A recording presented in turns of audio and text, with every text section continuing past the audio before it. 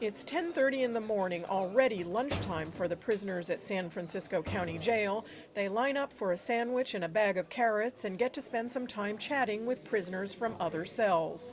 It's also when they have access to the vending machine on the wall in their recreation room, a vending machine which dispenses free condoms.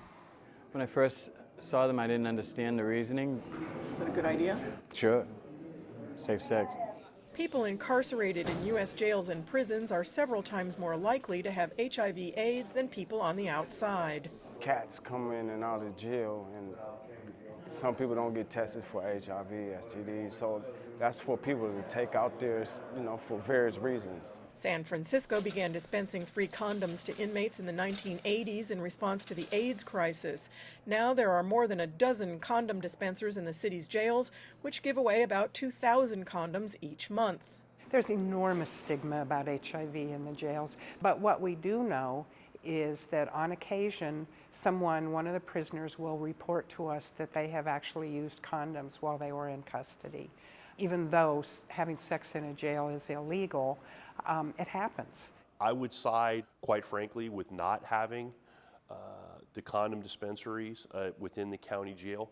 Does the public health concern trump the safety and security concern and what the law says as it relates to inmates engaging in sexual conduct? But the law also says in the next 5 years, California must start distributing condoms in nearly 3 dozen state prisons. Unlike the county jails, which hold people awaiting trial, these state prisons hold convicted inmates who are often locked away for many years and sometimes for life.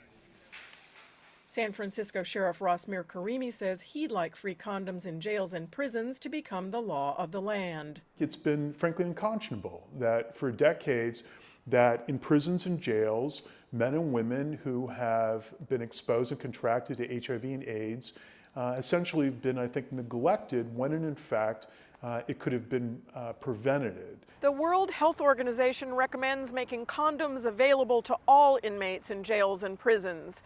That's a policy already instituted by many countries across the globe, including most of Western Europe, Australia, Indonesia, Brazil, South Africa, and Iran, but not the United States. Rachel Silverman, San Francisco, Rudao.